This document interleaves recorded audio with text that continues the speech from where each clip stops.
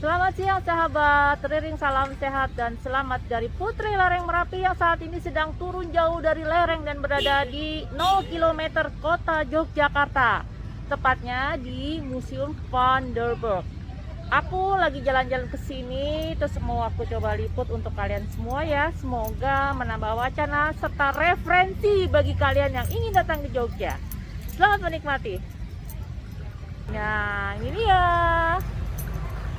Mungkin sebagian dari kalian udah tahu sejarahnya seperti apa ya. Nanti akan kulengkapi deskripsinya atau penjelasannya di kolom deskripsi. Tuh. Asik ya, ini tempat sejarah apa? Yang pastinya tempat sejarah lah. Kita liput dulu lihat kondisi dan situasinya.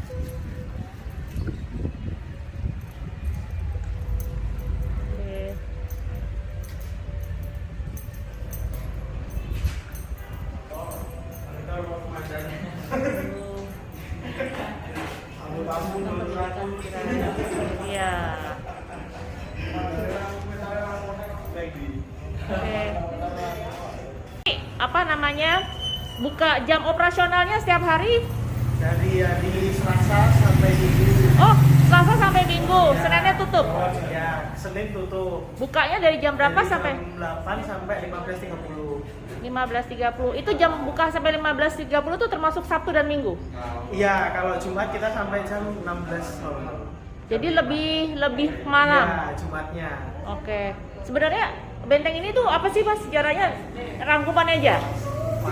Panjang, rangkumannya aja, garis besarnya aja. Dulu dipakai buat peristirahat prajurit. Terus dari Jepang ke Belanda balik lagi terus diambil ke Jogja dari sana. Emang jadi kebalik ya? Dari Jepang dulu ya, bukan Belanda ya? Kayaknya Belanda dulu Jepang terus Iya. baru ke Indonesia.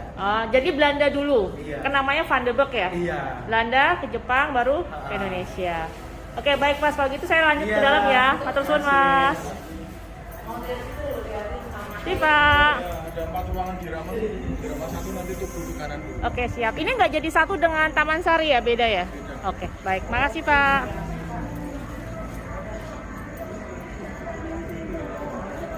Nah, ini dia.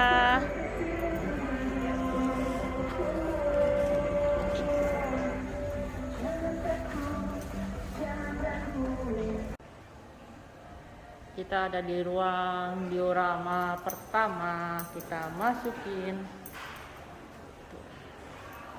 Ini mesin cetak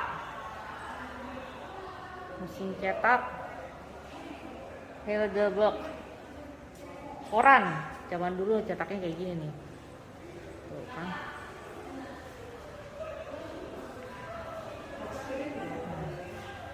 Ya, sini ini Ibu Fatmawati, penjahit bendera pusaka merah putih.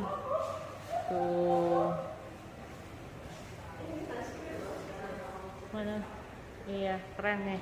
Informasinya juga mudah didapati karena mereka sekarang saat ini menyediakan touchscreen. Nih. Jadi buat teman-teman yang berlibur, siapa tahu ada wacana untuk berlibur secara edukatif. Inilah tempat yang pas buat kalian semua. Ini di ruang apa? Indonesia dalam mata uang. Ya, terus ada lagi kedatangan bangsa asing. Pertama kalinya sejarahnya. Ini kapal layar bangsa barat ke Indonesia. Ini Indonesia banget ya mukanya tuh. Iya, ada wayang. Tuh, ini masa kolonial Belanda. Iya, bener. Ini mata uang zaman Belanda ya, Mbak. Tuh. Ini dia nih, ada contohnya nih. Ada koin-koinnya. Gede banget ya ukurannya. Hah? Ini siapa sih? Kenapa dia ada di semuanya? Iya. Ya itunya aja, profilnya aja. Enggak mungkin lah, ada orang. Kita dengerin. yang pernah dipakai Masa pendudukan Jepang. Ini masa kemerdekaan.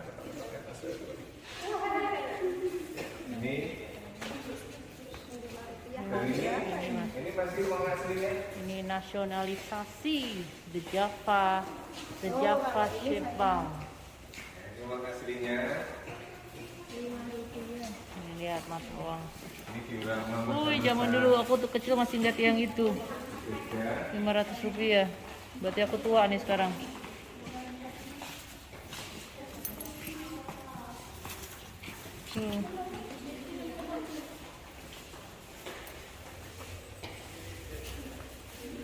Ini anak-anakku kalau kamu lihat di sini Bin, itu waktu buat Nah, film ini anak-anak sekolah tur. jalan pas film terus Halo Mas. dia itu modelnya pakai ini, Dek, kelas berapa, Dek? pakai ini. Dek, kelas berapa, Dek? Kelas sendiri. Saya kelasnya antara atas dan bawah. Iya. Inilah para penerbang. Para penerbang Jogja, misi pengeboman pertama penerbang Indonesia. 2 pesawat curang dan 1 gunting. Ambarawa. Namanya adalah Bapak Sutarjo, Bapak Abdul Rahman, Bapak Kaput, Bapak Mulyono, Bapak Sutarjo Sigit, dan Bapak Suharnoko Harbani. Siap. Ini ada diorama yang menceritakan tentang agresi militer Belanda yang pada tanggal 17 Desember tahun 48, ya. Ini ada penjelasannya di sini.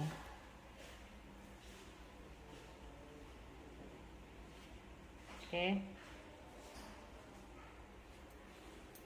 Tepatnya ini agresi militer Belanda kedua.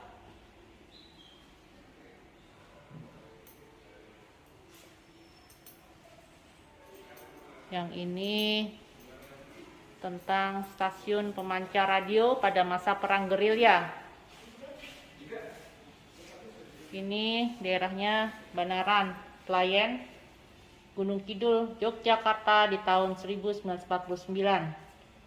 Kegiatan para pejuang saat mengoperasikan stasiun pemancar radio PC2 Klayen di Gunung Kidul pada masa perang gerilya. Wih, mantap.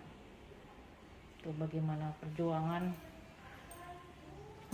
pendahulu-pendahulu dan pendahulu-pendahulu kita.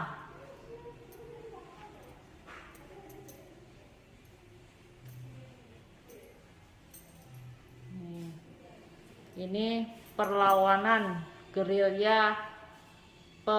gerilyawan TNI di Yogyakarta Selatan.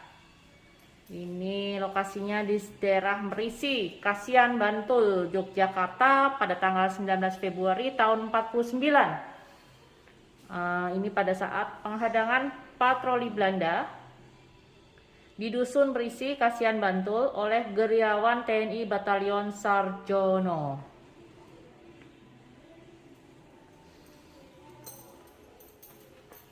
Ini apa ini? Ini sabotase jembatan Duet untuk menghambat agresi militer Belanda yang kedua.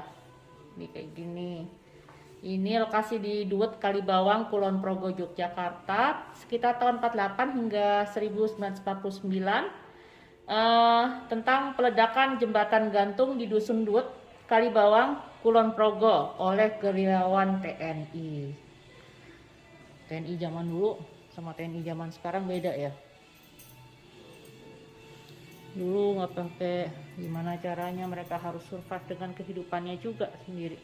Ini di dapur umum di daerah gerilya, tepatnya di daerah Banaran, Banjar Sri, Samigalo, Kulon Progo. Itu agak tinggi ya, tempatnya di dataran tinggi, sekitar tahun 48 hingga 49. Adegan ini menggambarkan suasana dapur umum di markas gerilya di Banaran, Banjarsari, Samigalo. Saya udah pernah jalan ke sana tuh, lumayan. Perjalanannya saat ini juga lumayan ya, apalagi zaman dulu. Nah, ini serangan umum 1 Maret 1949 di sekitar Hotel Tugu depan Stasiun Tugu Yogyakarta. Tanggal 1 Maret 49, di mana pasukan TNI serta para gerilyawan mengadakan serangan terhadap Hotel Tugu Yogyakarta pada saat terjadi serangan umum 1 Maret tahun 49. Ini apalagi nih? Pencegatan konvoi tentara Belanda. Di Jembatan Piungan, Jalan Wonosari, Bantul, Jogja. Tahun 1949, pasukan gerilyawan TNI pimpinan Kapten Widodo memasang trek bom di Jembatan Piungan. Tempatnya banyak tempat sejarah ini di Jogja.